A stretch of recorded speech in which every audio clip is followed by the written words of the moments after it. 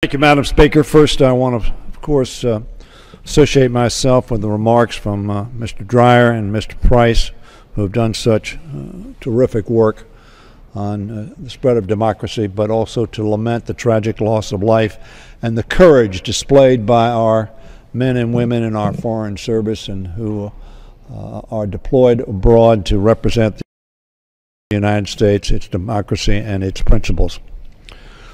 Madam Speaker, I regretfully rise, however, to talk about another unhappy subject.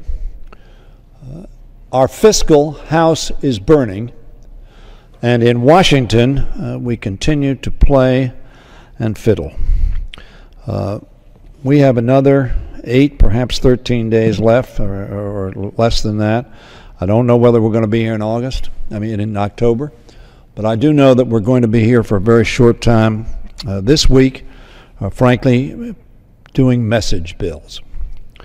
The middle class tax cut, which passed the Senate, lays fallow somewhere, not brought to this floor, to assure that our middle class citizens would understand that they weren't going to get a tax cut on January 1st, give them confidence, give our economy confidence to help grow our economy. We have not assured our doctors that the payments for Medicare services to patients will in fact be available. We have not taken substantive action to set aside the sequester with a balanced plan. There will be a bill on sequester that will be largely opposed on our side of the aisle because it does not provide for balance. It simply says set aside the sequester, which is the direct result of Republican policies. In fact, the Republicans have offered 2 bills on the floor which say that sequester is the option of choice if you don't meet certain numbers. They did that in their cut, cap, and balance bill, which was enforced how? Through sequestration. We understand that sequestration is an irrational act. Why is it an irrational act? Because it is as if you have a food budget and a movie budget at home, and you have tight finances that week, that month, that year. You don't cut your food budget exactly the same as you cut your movie budget. You, in fact, say we're going to forego a movie and make sure that we have healthy food on the table. That's what we ought to do. We ought to have a strategic way and a balanced way to get this deficit that is out of control and needs to be handled under control. And the best way to turn off the sequester is a balanced plan. But what we will see offered on this floor is not a balanced plan, but a plan which says do it our way or no way. Now, very frankly, that's been the history of this Congress. I've served in 16 Congresses. This is the least productive Congress in which I've served. Now, that view is shared by 2 scholars, Thomas Mann and Norman Ornstein, who wrote in a book and wrote in an op-ed. We've been studying Washington politics and Congress for more than 40 years, and never have we seen them, meaning the Congress of the United States, as dysfunctional. The American public share that view, of course, and our poll numbers reflect it, properly so. In our past writings, Mr. Mann and Mr. Ornstein go on, we have criticized both parties when we believed it was warranted. Today, however, we have no choice but to acknowledge that the core of the problem lies with the Republican Party. The GOP, they went on to say, has become an insurgent outlier in American politics, is ideologically extreme, scornful of compromise, unmoved by conventional understanding of facts, evidence, and science, and dismissive of the legitimacy of the political opposition, and therefore unwilling to compromise. That's what our gridlock is caused by, an unwillingness to compromise. The Senate's passed a farm bill. Senate passed a farm bill which would help farmers threatened by drought. As a matter of fact, their own committee has reported out a farm bill.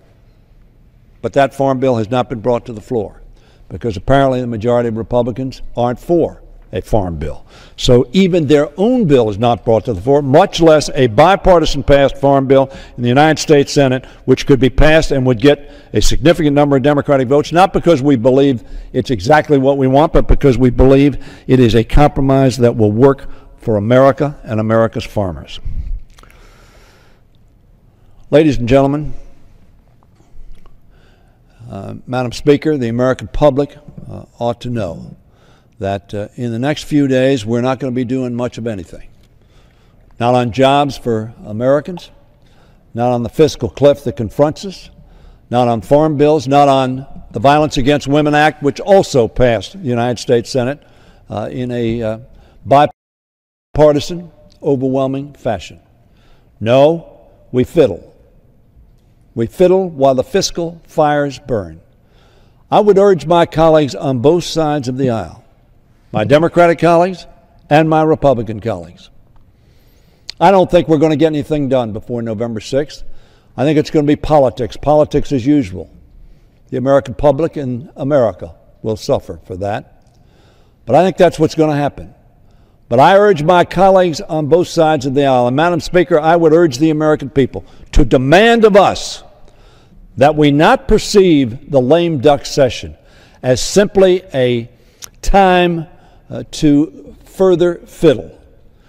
It ought to be a time, my colleagues, when we act, we come together, we adopt a balanced, fair plan to get the fiscal house of America in order, to put ourselves on a fiscally sustainable path that is credible, that people believe in, so that the rating agencies, which are now talking about perhaps downgrading the United States of America, the most creditworthy nation on earth. Why? Not because we don't have the resources to solve our fiscal problems, but because they do not perceive that we have the political will and willingness to do so, or the courage. My colleagues, Americans expect more of us. We ought to expect more of ourselves. We have an obligation, a responsibility. We swore an oath to protect and defend not only the Constitution, but the welfare of this country.